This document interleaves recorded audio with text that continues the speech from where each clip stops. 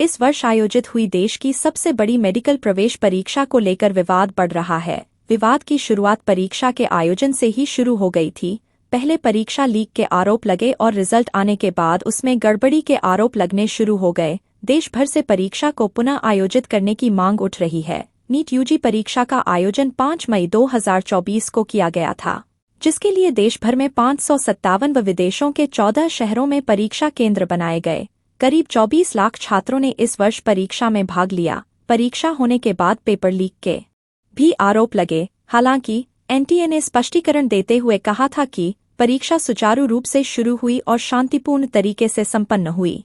विवाद तेजी से तब बढ़ा जब 4 जून को एनटीए ने नीट यूजी का रिजल्ट जारी किया। इस वर्ष रिकॉर्ड 67 उम्मीदवारों ने अखिल भारतीय रैंक 1 हासिल की। रिजल्ट देखने के बाद कई अभ्यर्थियों ने अंकों में अनियमितता का आरोप लगाया। उनका कहना है कि इस अनियमितता के कारण ही शीर्ष 67 अभ्यर्थियों में एक ही केंद्र के 6 अभ्यर्थी शामिल हैं। यह आरोप अंकों में वृद्धि को लेकर लगाया गया।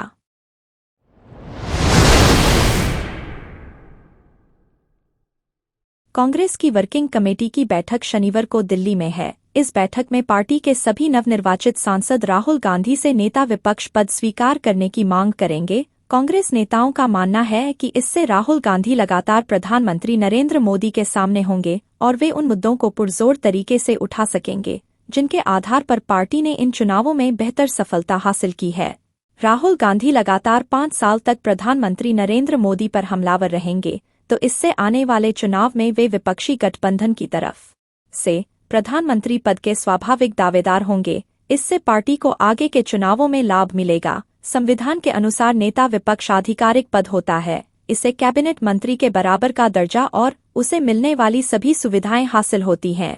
नेता विपक्ष ईडी सीबीआई के प्रमुख की नियुक्ति सहित कई महत्वपूर्ण समितियों में शामिल होता है। नेता विपक्ष बनने के बाद राहुल गांधी लोकसभा के पटल से लेकर संसद के बाहर तक मजबूती के साथ अपनी बात रख सकेंगे और महत्वपूर्ण मुद्दों को उठा सकेंगे। साथ ही राहुल गांधी के नेता विपक्ष बनने से पार्टी में उत्तर और दक्षिण भारत का संतुलन बनाने में भी मदद मिलेगी। कंगना रनौत कांस्टेबल कुलविंदर कौर विवाद में पंजाब किसान कांग्रेस भी कूद पड़ी है। पंजाब किसान कांग्रेस के प्रमुख किरणजीत सिंह ने सीआईएसएफ महिला कांस्टेबल का समर्थन किया है और मामले की निष्पक्ष जांच की मांग की है। वहीं उन्होंने इस घटना पर चुप्पी साधने के लिए पंजाब के मुख्यमंत्री भगवंत मान पर भी निशाना साधा। हवाई अड्डों पर सुरक्षा मुहैया कराने वाली सीआईएसएफ ने गुरुवार को चंडीगढ़ एयरपोर्ट पर हुई इस घटना की कोर्ट ऑफ इंक्वायरी के आदेश दिए हैं, जबकि मोहाली पुलिस ने कुलविंदर कौर के खिलाफ धारा 323 स्वेच्छा से चोट पहुंचाने की सजा और 341 गलत तरीके से रोकने की सजा के तहत मामला दर्ज किया है। दोनों ही जमानती अपराध हैं।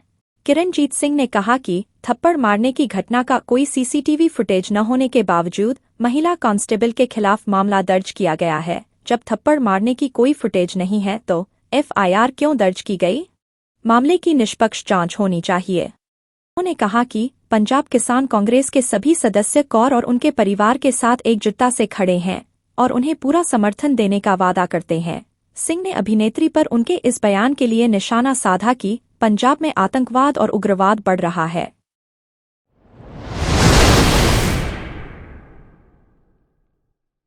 जम्मू कश्मीर के डोडा में सरकारी नीतियों की आलोचना करने पर शिक्षक को निलंबित कर दिया गया। अधिकारियों ने शनिवार को कहा कि शिक्षक ने गोपनीय जानकारी प्रसारित की और सरकारी नीतियों की आलोचना की, इसीलिए शिक्षक को निलंबित कर दिया गया है। जानकारी के अनुसार ग्रेड शिक्षक फियाज अहमद भट्यास क्षेत्र में स्थित सरकारी मध्य विद्यालय द्रमन में कार्यरत थे। उन्होंने अपने स्कूल की जीर्णशीर्ण स्थिति का एक वीडियो बनाकर सोशल मीडिया पर अपलोड किया था।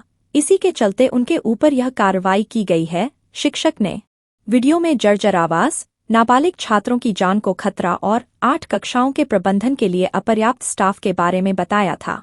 मुख्य शिक्षा अधिकारी डोडा प्रकाश लाल थप्पा ने शिक्षक के निलंबन की पुष्टि की है। उन्होंने कहा कि विभाग ने स्कूल की मरम्मत के लिए संबंधित विभाग से विस्तृत परियोजना रिपोर्ट डीपीआर मांगी है। थप्पा ने कहा, शिक्षक को शुक्रवार को निलंबित कर दिया गया, जबकि स्कूल भवन की तत्काल मरम्मत के लिए लोक निर्माण विभाग से डीपीआर मांगी गई। शुक्रवार को जारी अपने निलंबन आदेश में उन्होंने कहा कि विभाग ने वायरल वीडियो को गंभीरता से लिया है, क्योंकि संबंधित शिक्षक ने परिसर में अनधिकृत व्यक्ति के प्रवेश का विरोध नहीं किया और इसके बजाय गोपनीय जानकारी प्रसारित की।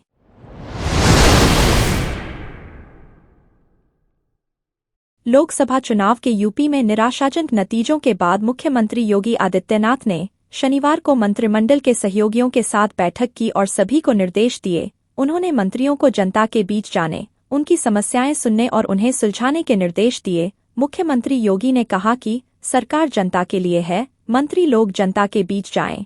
हमें वीआईपी कल्चर स्वीकार नहीं है। जनता के साथ संवाद, समन्वय और संवेदनशीलता की नीति अपनाएं। मुख्यमंत्री योगी ने मंत्रियों से कहा कि केंद्र और राज्य सरकार की उपलब्धियों का सोशल मीडिया पर व्यापक प्रचार प्रसार करें, जनसुनवाई और सीएम हेल्पलाइन को और प्रभावी बनाने पर जोर दें।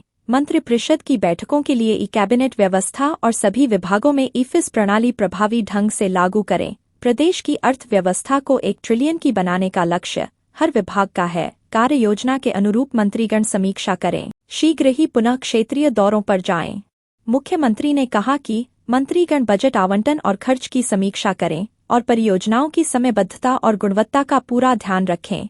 उन्होंने पौधारोपण, स्कूल चलो अभियान और संचारी रोग नियंत्रण के प्रयासों को सफल बनाने के भी निर्देश दिए। बैठक में उप मुख्यमंत्री केशव प्रसाद मौर्य और ब्रिजेश पाठक शामिल नहीं हुए।